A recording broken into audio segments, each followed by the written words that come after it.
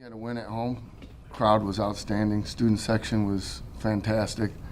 Um, First half wasn't indicative really of how we want to play.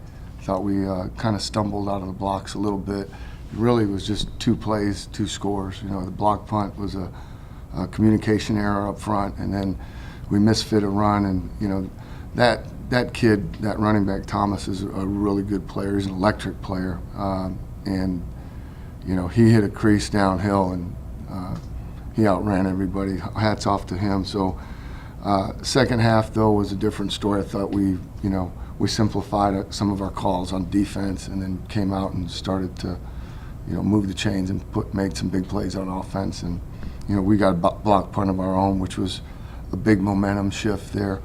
And, I was glad to see some younger players get in there. Brandon Childress caught his first touchdown pass. So, for a freshman to get in and, make a play like that, that was encouraging. And so I'm happy with the effort. There'll be a lot of things that we look at in this game that we'll know we need to get cleaned up before anybody asks, whether we had a hangover. I don't know. I wouldn't think so based on how we prepared. I thought our guys were focused all week in practice, and I thought that they prepared very well. And sometimes it doesn't take very much. If you just come out and you're not clicking, or everybody's not completely in sync, then you have things happen. But we kept fighting, we kept playing, and in the end, it was really, again, a tale of two different halves. Second half was much stronger than the first half. John, can you talk a little bit about the play to Cooper with a team follows its leaders, and Cooper is very poised and very calm, and even though you're down 21-14, didn't sense it does. He whatsoever. never, that's one of his great intangibles is he does not, he doesn't get rattled. He doesn't feel that pressure. He just goes out and competes. I thought he made some great throws down the field today, and made a couple really nice runs too. Designed quarterback runs or options. So, I don't necessarily like to see him running around in the open field like that, but he did a nice job.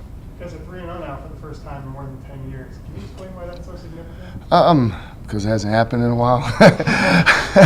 I think our attitude is that we're just taking these really. I know it sounds cliche, and maybe it is, but I really don't care. But we really are taking these one at a time, and our team's bought into that. Not living in the past, staying in the present.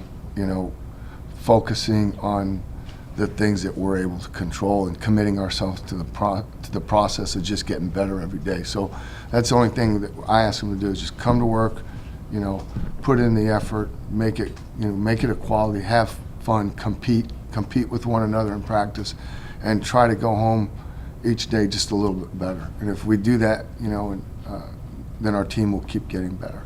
And so it's good to see them. It's great motivation for them when they are able to see the fruits of their labor. So they're starting to, get some of the some good things are happening for them, and so the work that they've put in has put off, or has paid off. Excuse me. Your thoughts on your special team performance today? And have you talked to Brian Eby at all?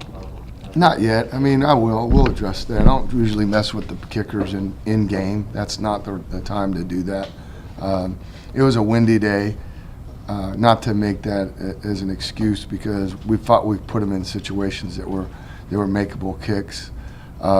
If he was going to miss three, I'd rather miss three in a game where you win by 23 points. But obviously, I know he's not happy with that. And we'll go back and look at it.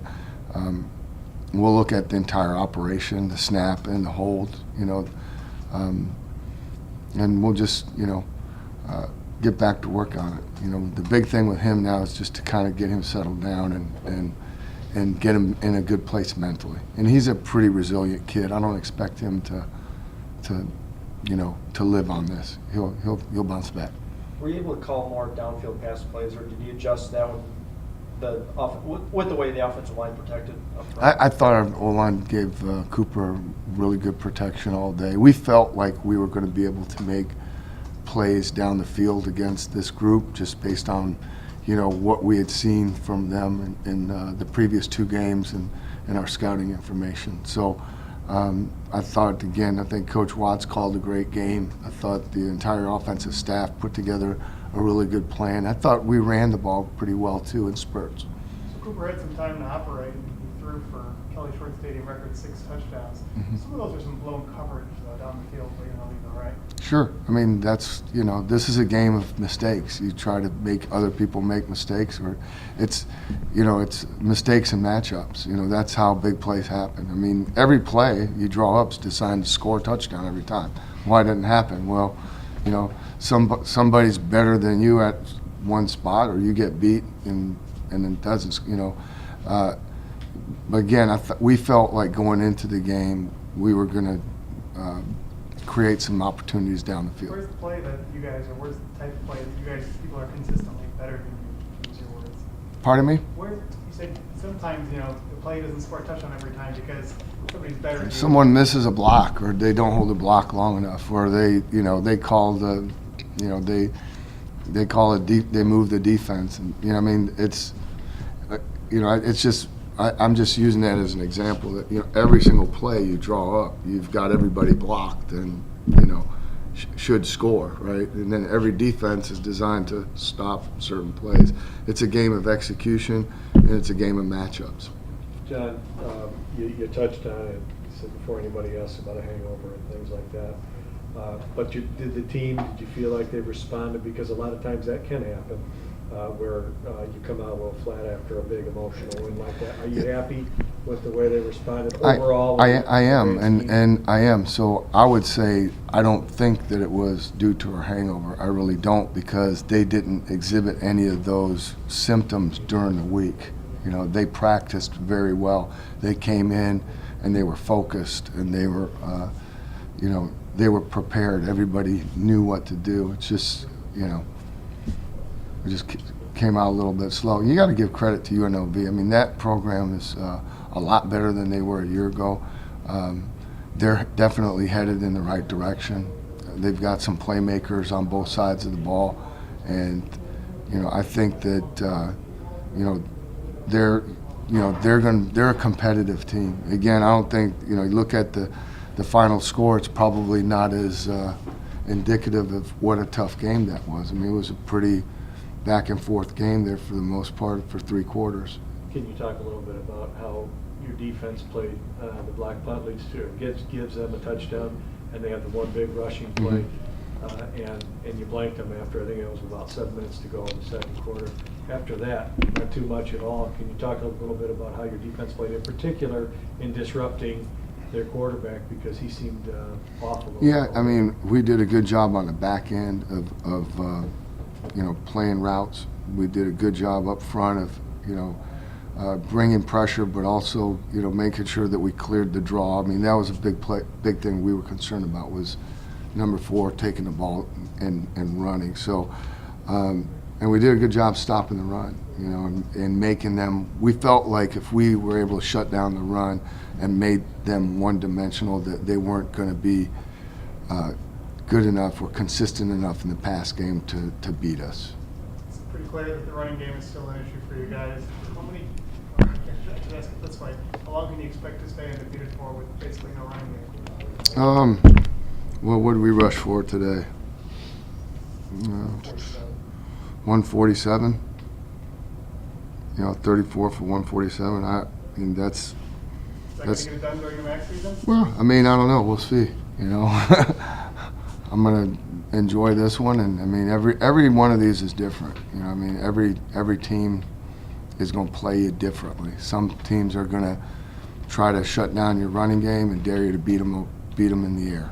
Some are going to play pass and take their chances with the run. But I thought I wouldn't say that it was it was we were poor in the running game. I thought I don't know what we average per attempt. Anybody tell me? 4-3. Huh? 4.3 with Cooper having 12 per. Yeah, and two of his runs were designed runs, so I think you're averaging 4.3 per run. That's pretty good. Why didn't Devin Spalding play the second half? He got injured. It's nothing serious, but it was enough to, we felt like we needed to shut him down because he wasn't going to be as effective. Were you extra cautious with Devin because of everything that happened last year? Not really, no. Just, I kind of lean on the training staff, the medical staff, and it was more of a gut feeling. We just felt like he probably could have gone back in, but it probably wasn't the most prudent thing to do. You would have gone back in and the score was closer? He might have, he may have. I don't know the full extent of what it was. Again, I know it's more of a bruise type of thing. But it doesn't appear to be anything that's, going to be a long-term lingering thing. Tony seemed to come up limping at one point. Was it a calf cramp? Yeah, Tony's still working his way through a calf strain that he had last week against Oklahoma State. He cramped up last week, and then, some of that was them trying to get him back in. He wasn't able to finish the game last week, and I'm just glad he was pretty gutsy. Did a good job of just gutting his way through the game. Did it kind of remind you of Kayvon Frazier, some of those hits he made? Yeah, he was definitely a physical force back there, and he made some nice hits. What about the Chapman cousins? Winslow had a block punt, I want to say, Mm-hmm. and then 2 touchdown catches. Yep. What do you think about their performance? I think that Mark had a great game. Winslow's done everything in this program that we've asked him to do. A year ago, he was coming into training camp, he was a wide receiver, and we asked him to move to defense. He did that. He's worked really hard in the off season, and he's made himself into a very valuable member of our team. So it's great to see him out there making plays. Defensive secondary played pretty well too, especially through these first 3 games. Mhm. Is that something you feel like you can hang your hat on? I think we're a good defense. I really do. I think that we tackle well. I think we do a good job of getting to the passer, and I think we fit the runs pretty well too. I think that we run to the ball, and I've been really impressed through 3 games with our tackling. We're you can't say good defense and not say good tackling team.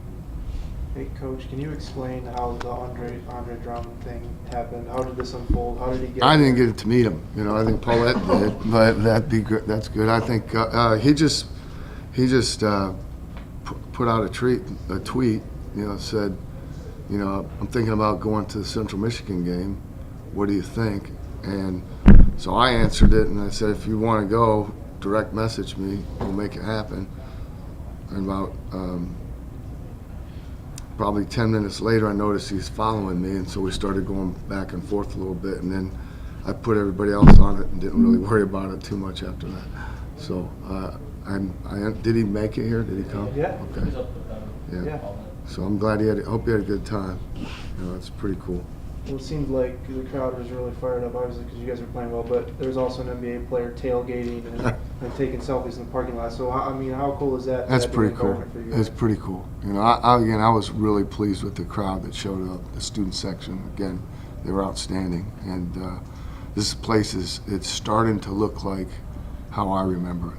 And that makes me feel good. I'm really pleased with that.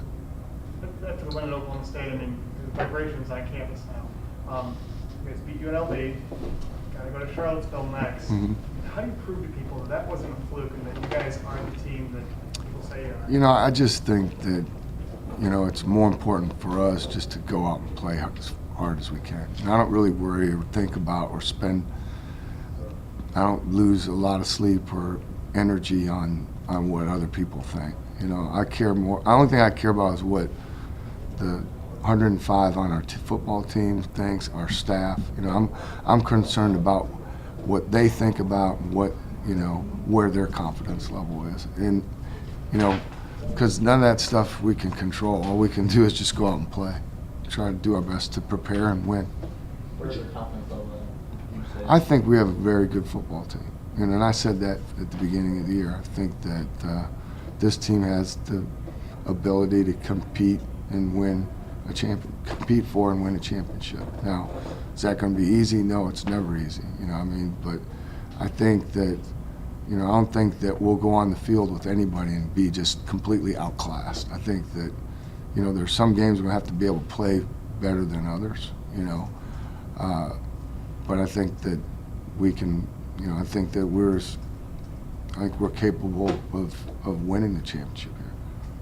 Virginia lost again today. It is now 0-3. What do you know about the Cavaliers at this point? I don't know anything about them. I know their colors are orange and blue. They have a V on their helmet, and it has like 2 crossed swords, and that's it, you know.